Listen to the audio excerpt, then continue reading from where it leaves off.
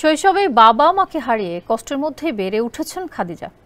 কিছু বুঝে ওঠার আগেই খুব অল্প বয়সে বিয়ে হয়। তারপর থেকেই শুরু জীবন সংগ্রাম। এর মধ্যে খাদিজার শরীরে বাসা বেঁধেছে নীরব ঘাতক ফিস্টুলা নামক রোগ। কাজ না থাকায় চিকিৎসার খরচ ও ৩ ছেলে সহ পরিবারের ৫ সদস্যের ভরণ পোষণে হিমশিম খেতে থাকেন স্বামী। উপায় না পেয়ে মাদ্রাসার সামনে রান্না করা তরকারি বিক্রি করেন খাদিজা। দিনে যা রোজগার হয় তাই দিয়ে কোনো রকমে নিজের ওষুধ ও খাবার জোটে পরিবারে। মোহাম্মদ নজরুল ইসলামের রিপোর্ট, জানাচ্ছেন সুরুজ আহমেদ। ১ মিনিটে নগদ ইসলামিক অ্যাকাউন্ট খুলতে ডায়াল করুন *167#। বয়স সবে ৩২। এই বয়সেই শরীরে বাসা বেঁধেছে নীরব ঘাতক ফেস্টুলা নামক রোগ। তারপরও থেমে নেই জীবন সংগ্রাম। জন্মের পর হতেই কষ্ট যেন পিছু ছাড়ছে না খাদিজার।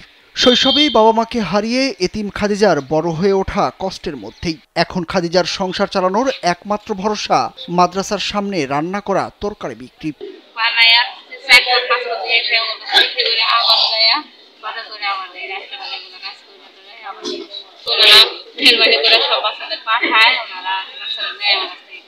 আমি পর্যাপ্ত পরিমাণ আনতে পারি না, একটু করে আনি। আমার আসলে ইনভেস্ট নাই। যেমন ধরো 1 কেজি ভিন্ডি, 1 কেজি করলা, 2 মুঠা শাক নিয়ে আসলে আমার বললো না।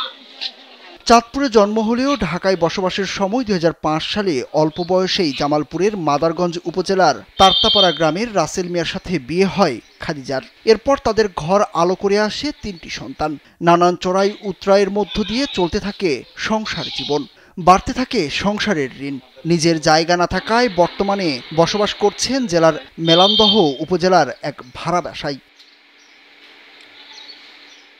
কয়েক বছর চিতই পিঠার ব্যবসা করে সংসার চললেও এখন তেমন ব্যবসা না হওয়ায় ফের পড়েছেন বিপাকে। বাচ্চাদের খরচ, ঔষধ, বাসা ভাড়া, ঋণের কিস্তি সব মিটিয়ে মাঝে মাঝে থাকতে হয় না খেয়ে। স্বামী রাসেল মিয়া স্থানীয় বিভিন্ন হোটেলে দৈনিক হাজিরায় কাজ করলেও সপ্তাহের সব দিন কাজ পান না। স্বামীর পাশে থেকে তাই বিপর্যস্ত সংসারের ঘানি টানেন খাদিজা। স্থানীয় জামিয়া আরাবিয়া মাদ্রাসার এক শিক্ষকের পরামর্শে রান্না করা তরকারি বিক্রি শুরু করেন খাদিজা। স্বামী রাসেল মিয়ার যেদিন কাজ না থাকে সেদিন স্ত্রীকে সাহায্য করেন তিনিও।